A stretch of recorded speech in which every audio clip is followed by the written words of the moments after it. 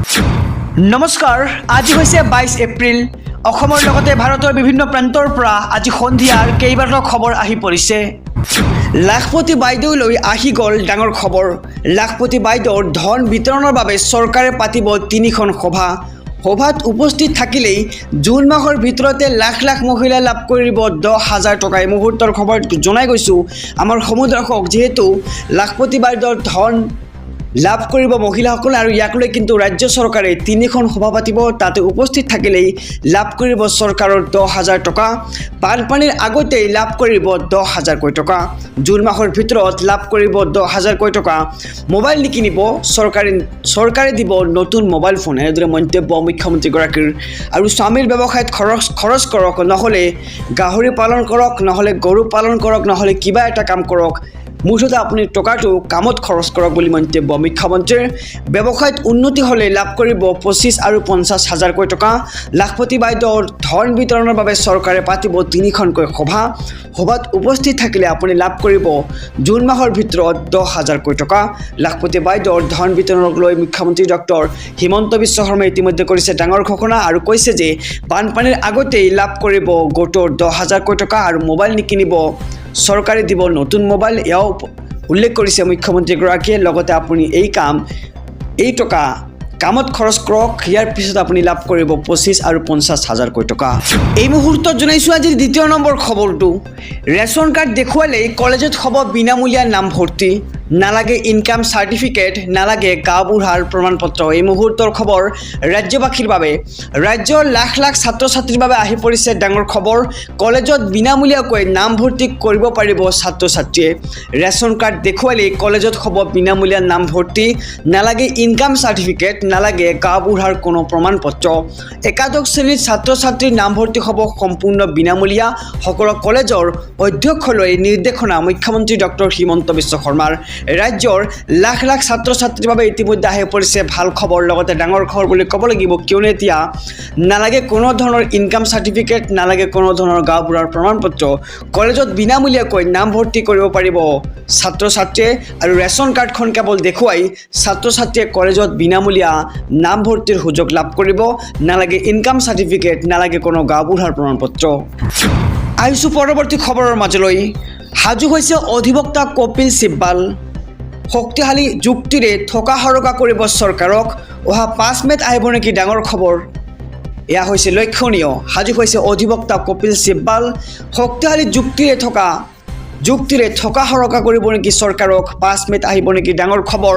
হিন্দু বৰ্ডত মুছলমান নাই, মুছলমান বৰ্ডত হিন্দু কিয়, এই প্ৰশ্নৰে ইতিমধ্যে চৰকাৰক কৰিছে থকা সৰকা। আৰু চৰকাৰে কিয় আৰু কি ভিত্তিত ৱাকফ বৰ্ডত এণ্ট্ৰি কৰাব বিচাৰিছে হিন্দু ব্যক্তি, এনেদৰে এতিয়া প্ৰশ্ন উত্থাপিত কৰিছে অধিবক্তা কপিল চিব্বালে।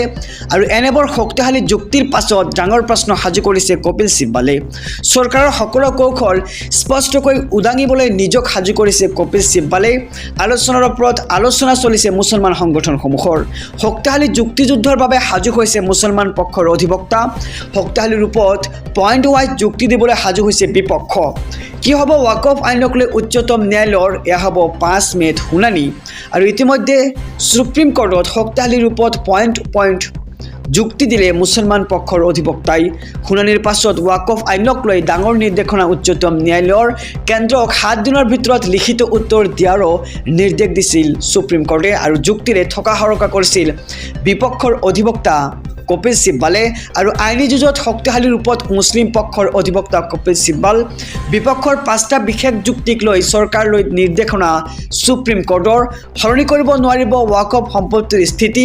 সুপ্ৰিম কোৰ্টে দিলে অন্তৱৰ্তীকালীন আদেশ।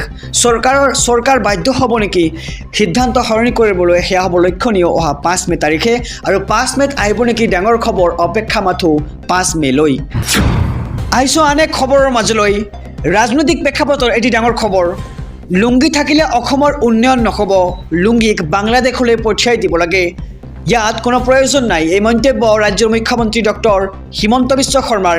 লুংগি থাকিলে অসমৰ উন্নয়ন নহ'ব, লুংগিক বাংলাদেশলৈ পঠিয়াই দিব লাগে, ইয়াত কোনো প্ৰয়োজন নাই লুংগিৰ। অসমত ধুতি আৰু লুংগিৰ প্ৰয়োজন নাই। লুংগি বিলাসকলে বাংলাদেশত গৈ লুংগি বিলাব লাগে বিলাব লাগে বুলি মন্তব্য মুখ্যমন্ত্ৰীগৰাকীৰ। আৰু অসমত থকাৰ কোনো প্ৰয়োজন নাই লুংগি পিন্ধাসকলে। কংগ্ৰেছৰ ইমানে যদি লুংগি পিন্ধাৰ মন আছে তেন্তে বাংলাদেশত যাওক, অসমক বৰ্তমান উন্নয়ন লাগে।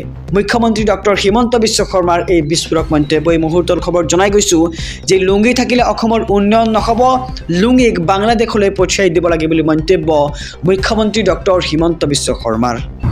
আহিছোঁ পৰৱৰ্তী খবৰৰ মাজলৈ।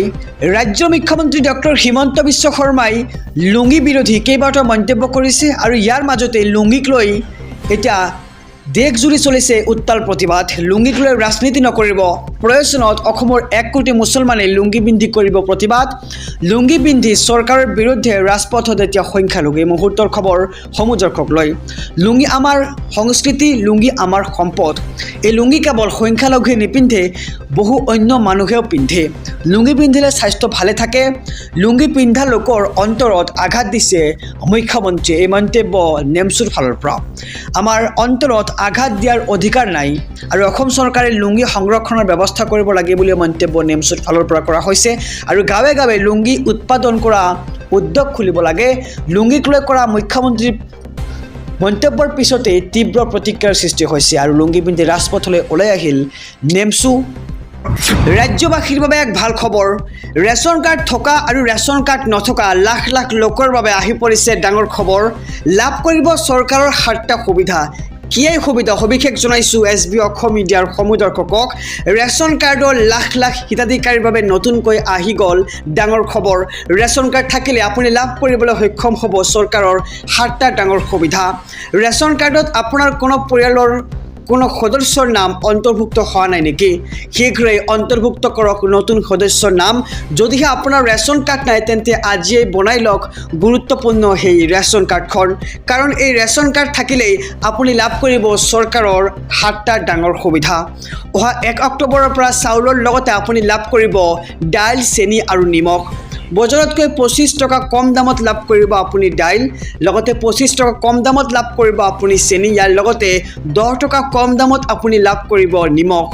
আৰু ৰেচন কাৰ্ড থাকিলে পৰিয়ালে লাভ কৰিব 35 কেজিকৈ চাউল। ৰেচন কাৰ্ডখন থাকিলে আপুনি লাভ কৰিব 5 লাখ টকাৰ বিনামূলীয়া চিকিৎসা সেৱাও। আৰু ৰেচন কাৰ্ড থাকিলে আপোনাক নালাগে কোনো আয়ৰ প্ৰমাণপত্ৰ। যদিহে আপোনাৰ ৰেচন কাৰ্ড নাই, কিদৰে উলিয়াব নতুন ৰেচন কাৰ্ড?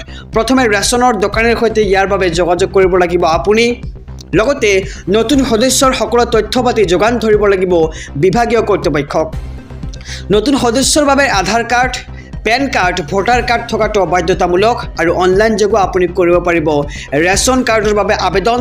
নতুন সদস্যৰ সকলো তথ্য গাঁও পঞ্চায়তৰ জৰিয়তে প্ৰত্যায়িত হোৱাৰ পিছতে অন্তৰ্ভুক্ত হ'ব নতুন সদস্যৰ নাম আৰু EKYC কৰাৰ সময়তো কৰিব পাৰিব আপুনি এই কাম। আহিছোঁ আন এক খবৰৰ মাজলৈ। ৰাজ্যৰ লাখ লাখ মহিলাৰ বাবে আহি পৰিছে ভাল খবৰ।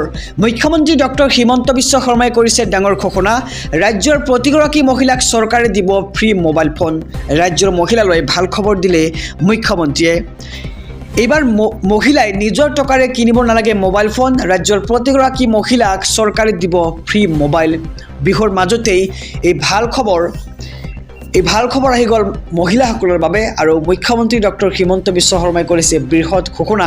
ৰাজ্যৰ মহিলালৈ ভাল খবৰ দিলে মুখ্যমন্ত্ৰীয়ে। এইবাৰ মহিলাই নিজৰ টকাৰে কিনিব নালাগে মোবাইল, যিহেতু লাখপতি বাইদেউৰ টকা সোমাব একাউণ্টত অহা জুন মাহত আৰু এই টকাৰে মোবাইল নিকিনি ব্যৱসায়ত লগাওক বুলি মন্তব্য কৰে মুখ্যমন্ত্ৰীয়ে। আৰু এনেদৰে এতিয়া মন্তব্য কৰে যে এইবাৰ মোবাইল ফোন মহিলাসকলে লাভ কৰিব আৰু সেই টকা অৰ্থাৎ লাখপতি বাইদেউৰ টকা মহিলাসকলে ব্যৱসায়ত খৰচ কৰক বা নিজৰ স্বামীৰ হাতত দিয়ক, নিজৰ স্বামীয়ে যাতে বিজনেছত অৰ্থাৎ ব্যৱসায়ত খৰচ কৰে। এনেদৰে এতিয়া মুখ্যমন্ত্ৰীয়ে উল্লেখ কৰি কৈছে যে মোবাইল ফোন প্ৰদান কৰিব মহিলাসকলক আৰু ৰাজ্যৰ প্ৰতিগৰাকী মহিলাক চৰকাৰে দিব ফ্ৰী মোবাইল ফোন। আৰু বিহুৰ মাজতেই এই ভাল খবৰ আহি গ'ল মহিলাসকলৰ বাবে।